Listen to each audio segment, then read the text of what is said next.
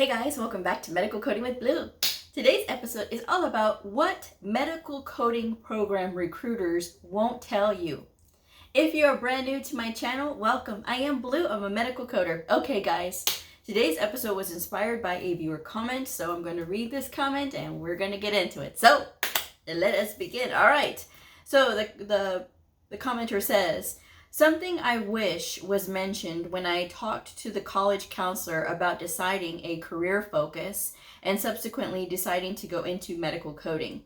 More about the difficulties in remote coding when you are starting out, how difficult it can be to get remote work, as well as the requirements to do remote coding. Also, the costs involved long term. A lot of stuff I've been finding out more after the fact, after I was well into my schooling, that if I had known, I might have made a different decision. Not that I don't think medical coding is a worthwhile career, or that there aren't amazing medical coders out there who do great work. The good news is I have received my Associate of Applied Science degree in HIT as of December of last year, and a medical billing and coding certification and my CPC a few years ago. So for that, I can be proud. So here we go. All right. I will say this about medical coding program recruiters is that a lot of times they are not medical coders themselves, okay? And if they are medical coders themselves, then they have a vested interest in getting you involved with the school and getting you interested in this program. Now, if recruiters for medical coding profession actually said all the things that we have to go through as brand new medical coders, do you think a lot of medical coders would be medical coders today? There's a lot of medical coders that are, in fact, medical coders today because they said, I spent all this money and I'm already invested. I can't turn back now, so I'm here in this career field because of it. I will say this, medical coding program recruiters are not there to tell you all the bad things. They're not there to tell you about the struggles that we're going to have. Their goal is to sell a program. Their goal is to get you into the school and get your money and get you going. That's all they are there for. Now, they will tell you the very basics about what you need to know about the program from the school itself, and maybe a few things that they know about the industry. But again, if they are not medical coders, they're just going to tell you what they've been told. And basically, they're going to be working from a script, right? And a lot of times they are not just recruiting for that type of program, but they are also recruiting for different types of programs as well. Again, that is what they do. That is their job. Now, there's nothing wrong with it because you as a student and as somebody who is paying for your education perhaps, or getting a loan for your education, or going through all of these things so that you can get scholarships, it is your responsibility ultimately to find out more information about what you're getting yourself into. Now, yes, it is difficult to get a job as a remote medical coder, let alone a brand new medical coder to begin with. Yes, we all know this. But if you haven't done your research, it's not impossible, but it is a challenge, okay? That you have to know. Because once you get through a program, you have your choice on which association you want to take your certification exam through. There's the American Health Information Management Association and the American Academy of Professional Coders. There is not one that is better than the other. I get that question quite often. Well, which one is better? I am a firm believer if you are certified through either one of these, and if you look in the job listings, they'll ask for AHIMA or AAPC credentials. So either one of them is fine. It really all depends on what you want to get out of the association. For the American Academy of Professional Coders, you must be a member of the association every year that you have your certification. If you do not keep up with your membership, you have to, they'll revoke your credential if you don't keep up with your membership fee. You have to pay them their $190 per year, okay, whether you are working or not. With AHIMA, they don't require you to be a member of their association, but you do have to pay a fee to report your continuing education units, and that's just for credential maintenance. You have to pay that every 2 years, okay? Because everybody has a 2-year cycle that they have to upload however many continuing education units that is involved with that particular credential. Now with AHIMA and AAPC, they have different amounts of CEUs based on the credential or credentials that you have. So I will leave the links for both associations in the description box below so that you can check it out. But I will say for one medical coding certification with AHIMA, it is 20 CEUs. With AAPC for one, it is 36 continuing education units. And all you need is one medical coding certification to start with. I always tell brand new people, you don't have to rack up a bunch of different credentials. You don't have to, if you have the CPCA, you don't have to rush to get the apprentice, the A designation taken off. People can get jobs with the apprentice status all the time. Again, a recruiter is not going to be able to give you all of this information because, again, they're trying to sell the program. They're trying to get you involved in something where you're basically going to have to know what a doctor knows while never having gone to medical school. You have to study not just the coding part, but the medical terminology and the anatomy part as well. I will get people who will ask me literally, why do I have to learn medical terminology? Why do I have to learn anatomy? I just want to learn the coding. If you don't understand what you're reading, which medical documentation is a completely different language, and if you don't understand what you're reading, it is going to be next to impossible to make sure or to be certain that you are selecting the correct codes, because it is about comprehending what we're reading. This is why it is very, very important that your reading comprehension is really good, and that if it isn't, that you're working on it, right? Because not a lot of people like to read, like that they can read all day long. That is 90% of what we do as medical coders is read all day long. So if reading is not your thing, again, something that you may want to consider maybe getting into a different field, because this field is about not just reading everything that all day long, 90% of the day, but it is about continually educating yourself. You know, we have to report continuing education units, and these continuing education units are what keeps our credentials up to date. We have 2 years to be able to report however many credentials is required to maintain our certification. And these can be based on, you know, your whatever credential that you have. It can be based on that. It can be based on like new updates and things like that. Sometimes you have to pay for them. Sometimes it is a benefit of your employment. Sometimes, you know, you can find them for low cost, but you do have to anticipate finding them and paying for them.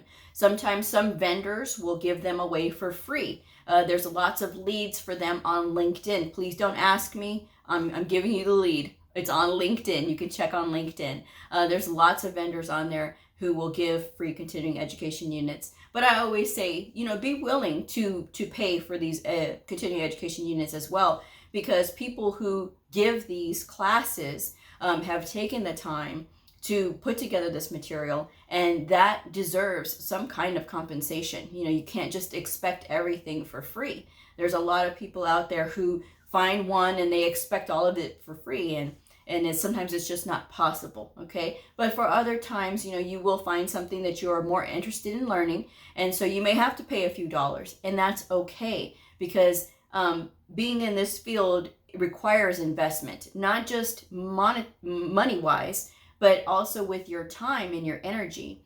It's not just about, you know, learning the stuff, right? And then getting the job, and then, you know, you work the job 9 to 5, and then you're at home. It's about taking extra time when you're at home to continue to study so that you can be a better medical coder. Sometimes people will get out of the school and think, well, I passed my certification exam and I'm all good to go now. I don't have to study anymore.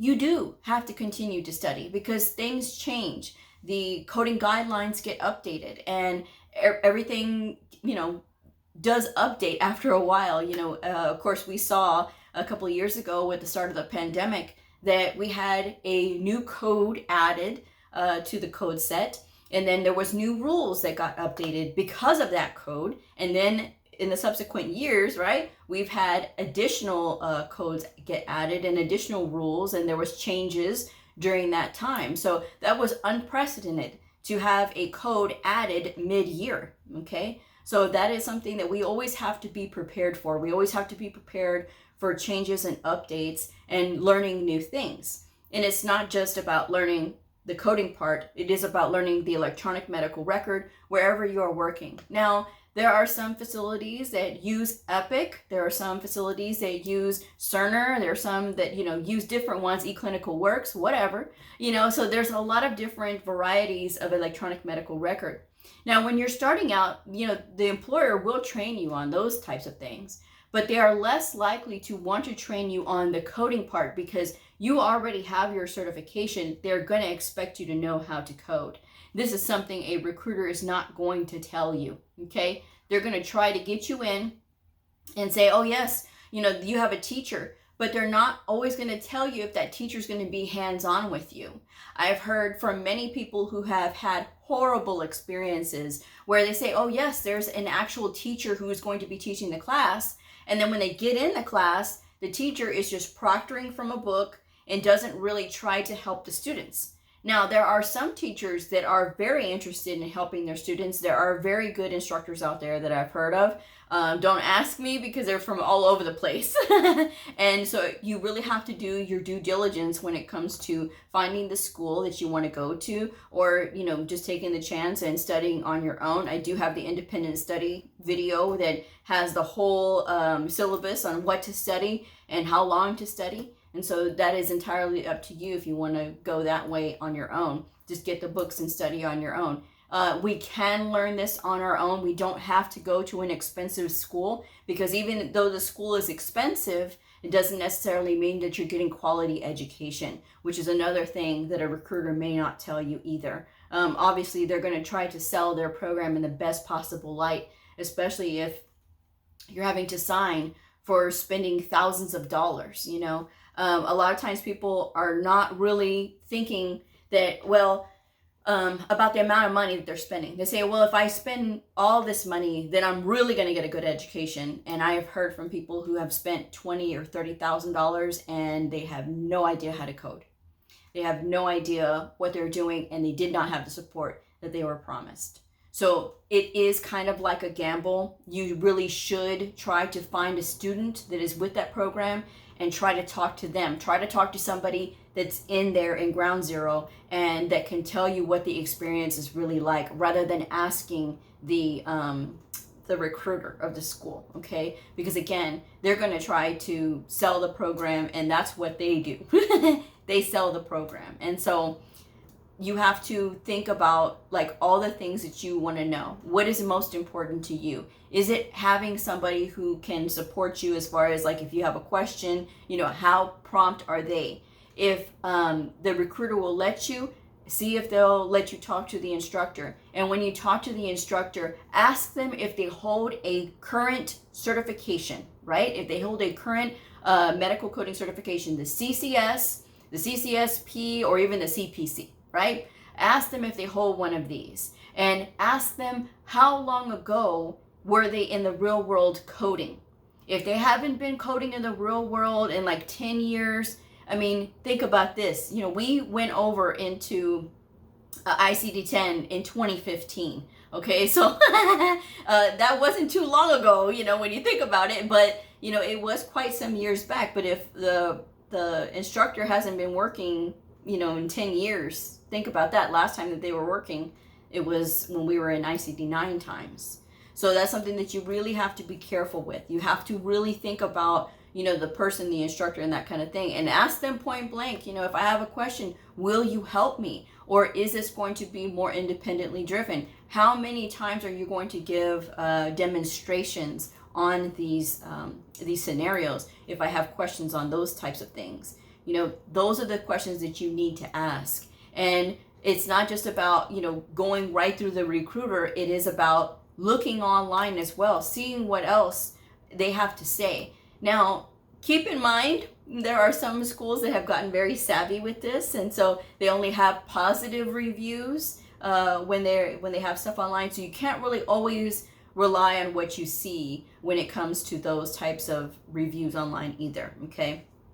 But look at their syllabus and look how long they're training you for. If this program is 9 months, 12 months, or 18 months, that is a good amount of time. If it is 4 months or 6 months, that is entirely too fast. I really do not recommend those types of programs. I will never recommend fast-paced medical coding programs. I don't care how much medical experience and background you come from. It doesn't matter to me. I believe that to set medical coders up for success, you need at least 9 months of study time before you can really dive into like thinking about taking the test and that kind of thing. At least that's just my advice anyway. I've been a medical coder since 2008. I've been a student since 2007.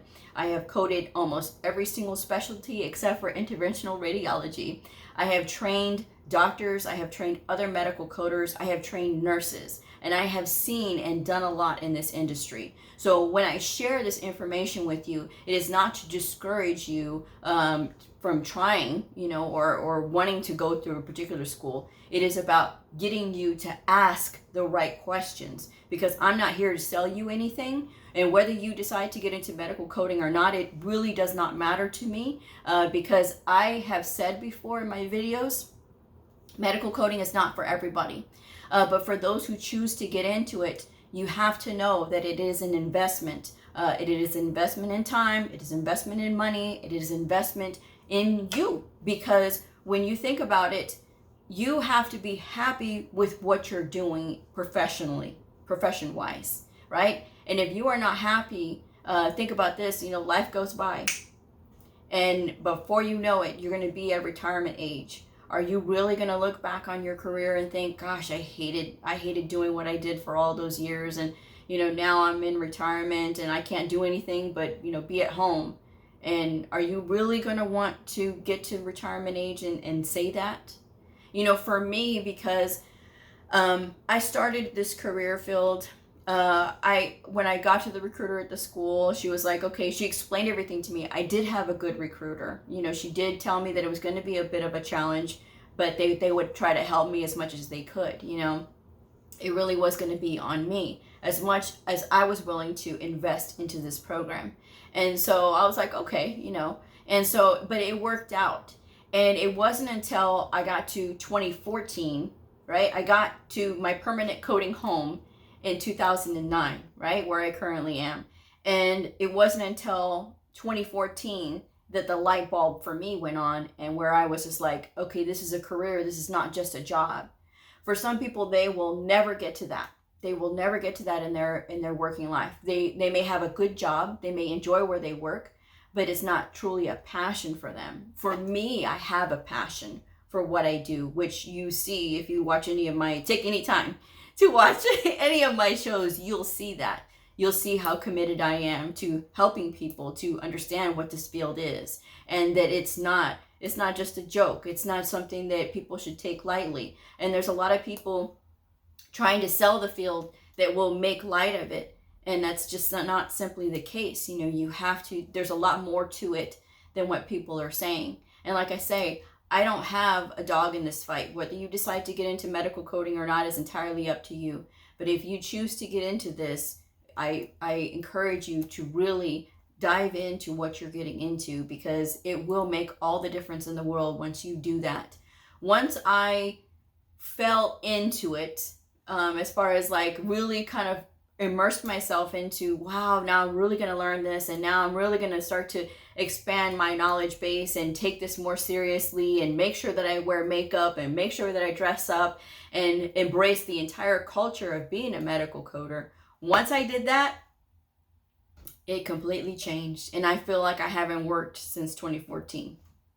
And I'm very lucky for that. I have a great place where I work. I really like where I work. Now, do I have bad days, and do my coworkers get on my last nerves? I'm like everybody else. That doesn't escape me. But the fact that I can look forward to being at work, and I can look forward to doing what I do, and having that feeling of I can't wait to go to work. I think that's pretty special. So, but I want you guys to think about that when you're talking to these recruiters. They're going to tell you all these wonderful things. but I hope that you take the time to look through my videos, and so that way you know what to kind of expect when you're out there. You know, a lot of these questions and these things that this person was saying could have been easily found out by going through any one of my videos. I have 800 plus videos, guys. So if it's out there, trust me, I've touched on it.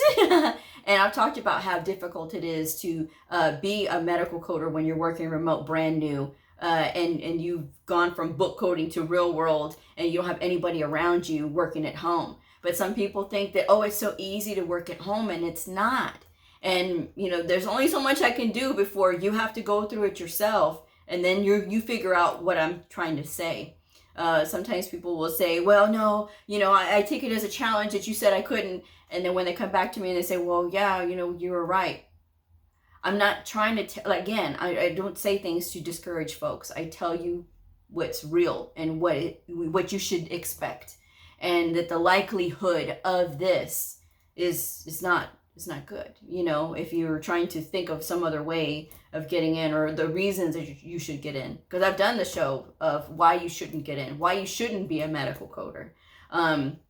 I've done the shows about the associated costs of the membership, of being a AHIMA or AAPC affiliated, which one is going to cost you more, because it does matter who you get certified through, the amount of money that you're going to have to spend. And all you need is one certification. You do not need multiple credentials. You do not need multiple credentials to get in, okay? And so that's another selling point that these recruiters may say, well, we have a free voucher for a certain credential. But if you look for job listings asking for that certain credential that is for free, you will see that they don't ask for it. And I'm not going to say the credential name because I'm tired of talking about it, honestly. But I did have some scumbag who, and I call him a scumbag because that's exactly what he is. He came to my channel and he said, oh, well, we'll sponsor your channel if you promote our program. And, you know, we have this credential that no one asks for. Well, he didn't say that, but I already knew. But I was like, no, I mean, you can't buy me. You can't buy me to sell something to people because I'm not going to do that to them. They already have other people trying to sell them things that they don't even need. I am not going to do that, and I will never do that. No amount of money will ever make me do that, ever. So, again, what you see here is what you get. And it is the truth, and it's just my honest, blunt opinion. Some people say, well, you're very abrupt. I don't have time to waste for people who want to waste time, as far as like trying to sell people things that they don't even need. You know, why do that? Because to me, I don't want people to get in this field being bitter that they had to spend so much money unnecessarily. And then when they find that out later, they're like, wow, if I would have known. Again, check my videos, guys. But anyway, I'm going to wrap this one up. Best of luck to you out there. And while you may talk to your recruiter, again, try to talk to other people. Try to talk to the students and try to talk to that teacher and get a feel for that teacher. Because again, if you can find yourself a good teacher, then you found a pot of gold. But if you found somebody that doesn't really want to teach, or they're going to teach you from the book and they're not going to help you, you can try to find someplace else. This is my advice anyway. I'm going to wrap this one up. Thank you guys so much for joining me, and I will see y'all next time. Bye.